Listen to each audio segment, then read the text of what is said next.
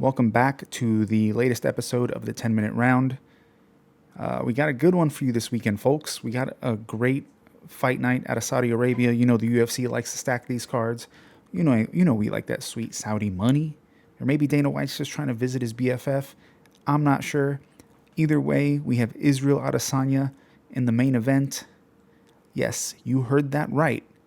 Israel, the style bender Adesanya, is the main event of a UFC fight night. Dude has only fought on pay-per-views since like 2018. So maybe it's a sign of what the times are like. I'm not sure. But the fact that I don't have to pay to watch Izzy fight, I'll take it, you know? So let's get right into this main event. We have Israel Adesanya versus Nassourdine Imavov. That's going to be tough to say. Probably just going to stick with Sassy Nassi from now on. This fight is a big risk for Izzy. Like, Sassy Nassi is a dangerous dude. He's ranked number 5 at middleweight, and he's not necessarily a big name. Like, a lot of people don't know who he is, especially like a lot of the casual fan base. They don't know who Nassourdine is. But he's a dangerous opponent. Like, his last 3 fights, I mean, they were also like on fight nights, but you know, he has wins over Brendan Allen, Jared Cannonier, Roman Dolidze. Like, this fight against Izzy is for sure going to be his most difficult test, his biggest fight. Izzy's taking a big risk fighting Nassourdine. Nassourdine is a big boy. He's a big middleweight. He's got, you know, he's got decent striking. I'm not going to say he's a better striker than Israel Adesanya. That is, you know, we'll see how that little battle goes, but he's also a good grappler. He's like a very well-rounded fighter. And like I said, he's got size. Like, he can present a real problem for Izzy. That Jared Cannonier fight, they were pretty much striking the whole time. His win against Brendan Allen, like, Brendan Allen's a pretty talented grappler, so a lot of people might not know who he is. They might not know how dangerous he's going to be for Israel Adesanya. This is the biggest fight of Nassourdine's career. He's like 28 years old. He's fighting Izzy, who, you know, 35, possibly tail end of the career. You know, his best days might be behind him. Where in their trajectory, essentially, of their careers are they meeting here? Like, this is where we find out, like, where is Izzy? Like, what level is he still at? Because this is number 5. You know, Izzy is 1-3 in his last 4. You got to win this one. Like, if you don't win this one, maybe it's time to consider, like, hanging him up. You know, maybe you aren't going to be able to compete at the level that you once were.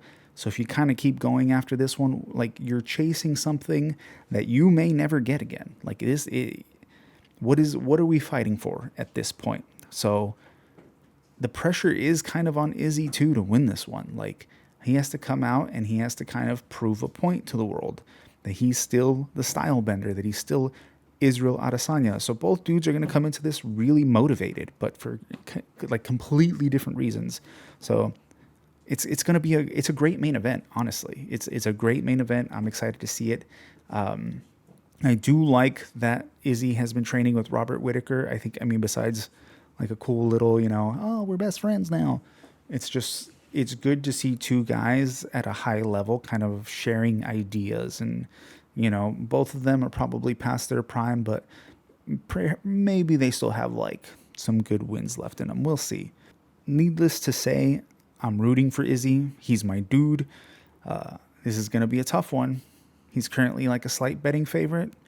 I don't hate the underdog pick on Nassourdine. You know, if you look at the trajectory of their careers, of the directions that each man is going in, the motivation behind it, I would not be surprised if Sassy Nassi can pull this one out. I think Israel is a pretty sensible dude. I think that if he does not win on Saturday, that might be the last time that we see Israel Adesanya. The co-main event for this one is Shara Bullet Magomedov versus Michael Venom Page. Stylistically, this one should be a banger.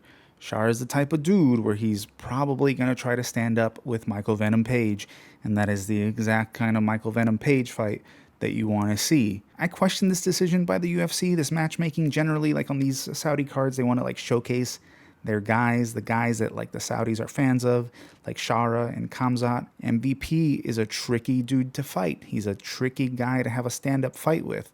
And if Shara's going to go out there and he's going to try to kickbox with MVP, we might see an upset in this one, you know? Obviously, MVP is a little past his prime as well. I think he might be like 37 now, but he showed in the Ian Gary fight that he's still fast. He still has the skills on the feet to be a problem. He's a puzzle that not every fighter can figure out. So I'm not like overly impressed with Shara. Like the double spinning back fist KO thing, it was a nice KO, great highlight over Armin Petrosian, but I didn't feel like he was really dominating that fight on the feet. Not that, you know, Armin is no slouch on the feet, but MVP brings like a really, really specific type of style that's just, it's hard to prepare for. And like, if you're not ready for it, you're not ready for it. So MVP is the underdog in this one. I like him as the underdog. I think, you know, he's not a bad bet. So far, that's like 2 for 2 on underdogs for this one. You know, if you want to make a little parlay, don't blame me when you lose. But, you know, the underdogs in this one ain't looking too bad. All right. Lastly on this card, I'm going to say real quick, Sergei Pavlovich versus Jairzinho Rozenstruik. It's an interesting fight. Sergei has fallen off pretty hard since his knockout loss to Tom Aspinall.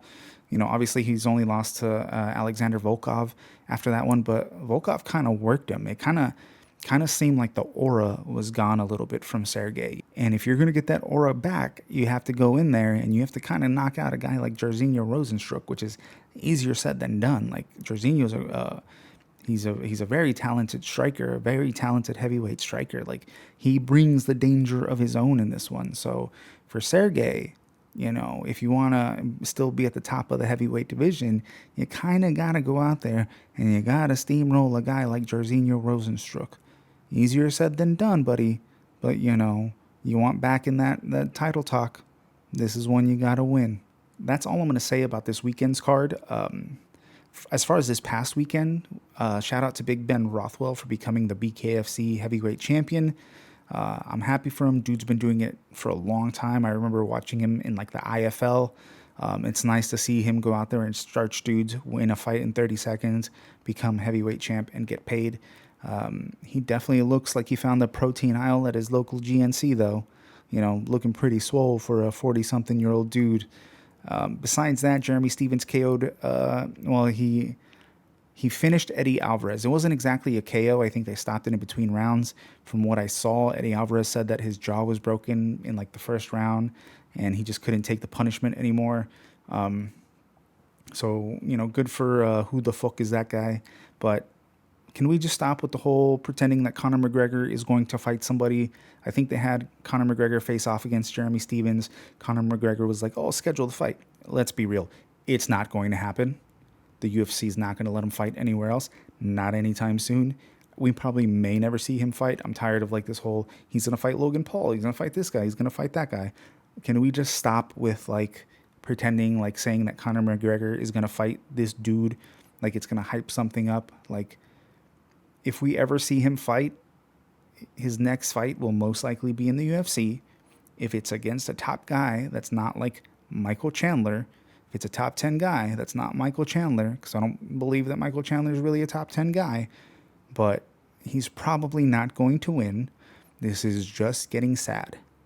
Let's stop doing this. It's getting old. And speaking of sad, the GFL, the Grandpa Fight League, is what I think it stands for. They had their dumbass draft on Friday. They're pulling all kinds of fighters out of retirement. Apparently the stream for the draft was a mess. I didn't watch it. The whole thing is dumb. It's not going to work. I'd be surprised if they ever even put on like a single event. The thing about aging fighters is like, not only are they way past their prime and their fights look kind of sad, but they also expect to get paid a lot of money because they built up their names. They had a great career behind them. So they become expensive. And you're not going to make a league paying these guys all this money when you haven't generated any income whatsoever. And it still has to yet be proven that you can generate any income whatsoever. You're not a pay-per-view draw. You don't even have like a deal with a network as far as I know. Why are we still pretending that this GFL thing is going to happen? And if it happens, I guarantee you it will fail very, very quickly. In other failing MMA organization news, the PFL actually had a really good main event this past weekend.